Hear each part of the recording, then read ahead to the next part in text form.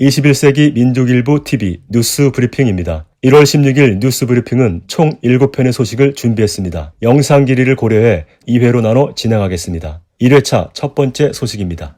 중외교부 내정 간섭 반대, 하나의 중국 원칙 준수 촉구. 미 국무장관 폼페오가 지난 9일 대만 당국자들과의 접촉 제한 해제라는 사실상 하나의 중국 원칙 폐기 후 미국의 대중 압박이 더욱 거세지고 있는 가운데 중국 정부가 이에 제동을 걸고 나섰다.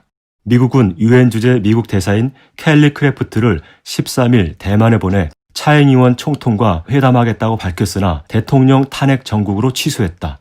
대신 13일 크래프트와 차잉의원의 전화통화를 실시했다고 로이터 통신이 보도했다.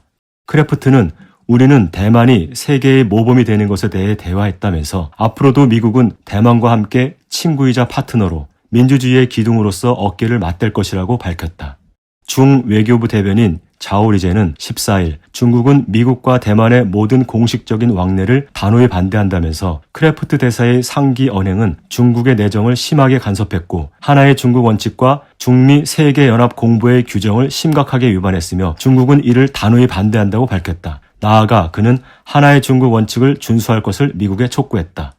다음 소식입니다. 트럼프 행정부 막판까지 중때리기 샤오미 등 블랙리스트 추가. 14일 미 트럼프 행정부가 중 휴대전화 제조업체 샤오미, 중국 상용 항공기 회사 등 9개 회사를 중국 인민해방군과 연계 기업으로 엮어 블랙리스트에 올렸다. 9개 기업은 미국의 새로운 투자 금지 조치를 적용받게 되며 미 투자자들은 오는 11월 11일까지 블랙리스트에 오른 중기업에 대한 지분을 처분해야 한다. 로이터 통신은 블랙리스트 확대는 임기 막바지인 트럼프 대통령이 대중국 강경책이라는 유산을 공고히 하기 위한 노력이라고 평했다. 트럼프는 지난해 11월 중국 인민해방군과 연계된 기업에 대한 미국인들의 투자를 금지하는 행정명령에 서명한 바 있고 당시 31개 중국 기업이 블랙리스트에 올랐다. 또 미 국방부는 지난해 12월 4개 기업을 추가로 블랙리스트에 올려뒀다. 폼페오 국무장관은 성명을 통해 중국의 남중국해 군사기지화와 관련한 불법 행위에 연루된 중국 공산당과 인민해방군 관리와 국영기업 임원 등에 대한 추가 제재라면서 중국 공산당은 CNOOC와 다른 국영기업을 불법적 구단 선적용을 위한 무기로 쓰고 있다고 주장했다. 임기가 일주일도 채 남지 않은 가운데 중때리기에 열을 올리는 트럼프 행정부의 속내에 이목이 쏠리고 있다. 다음 소식입니다. 이란 미 도발에 맞서 군사훈련 전개.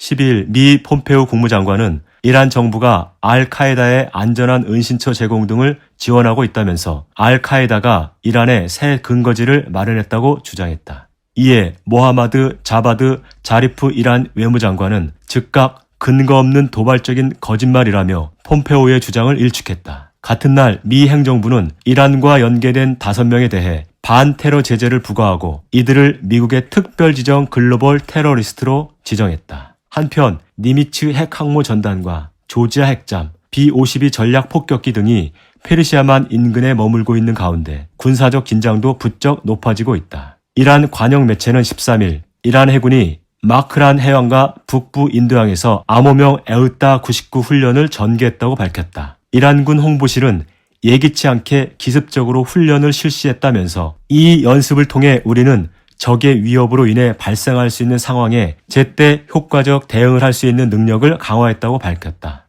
훈련에는 모함마드 호세인 바게리 소장, 압돌라임 무사비 육군 사령관 등 군 지휘부가 대거 참가했다. 훈련에 동원된 마크란 전진 기지함은 10만 톤의 연료와 담수를 싣고 1000일 동안 항해할 수 있으며 7대의 헬리콥터를 운반 가능한 이란 최대 신형 군함으로 알려졌다. 미국과 이란의 대결 양상이 점점 첨예화되고 있는 가운데 입씨름과 힘겨루기가 전면전으로 비화하는 게 아니냐는 우려가 커지고 있다. 이란군 사령관 솔레이마니 암살 일주기 즈음에 이란 내 반미 감정이 고조된 가운데 미국의 핵 전략 자산 전개에도 구람없는 이란의 군사적 행동이 전개되고 있다.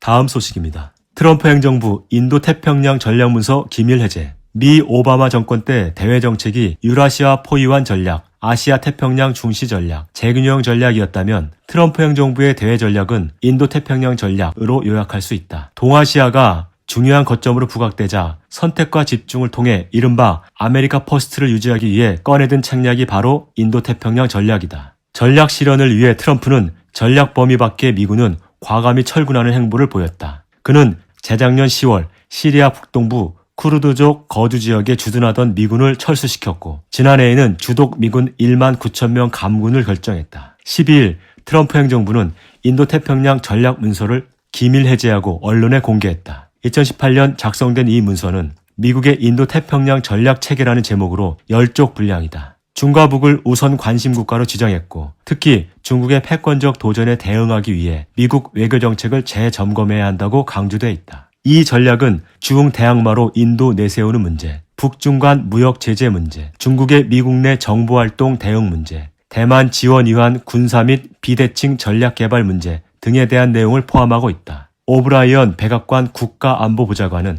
성명을 통해 이 전략 체계가 지난 3년간 트럼프 정부의 인도 태평양 전략 지침이라면서 지난 4년 동안 미일 동맹이 강해졌다는 점이 특히 시선을 끈다고 강조했다. 미일, 호주, 인도 등이 참가한 쿼드 협력체 역시 인도 태평양 전략의 일환으로 시행됐다. 전문가들은 바이든 행정부가 들어설 경우 인도 태평양 전략 수정이 불가피하다고 내다보고 있다. 부정선거로 미국식 민주주의의 민낯이 드러난 가운데 트럼프 행정부 임기 종료가 6일 앞으로 다가왔으나 아직도 백악관의 주인이 결정되지 않아 인도 태평양 전략의 운명도 어떻게 될지 아직 미지수다. 1월 16일 뉴스 브리핑 1회차 마칩니다.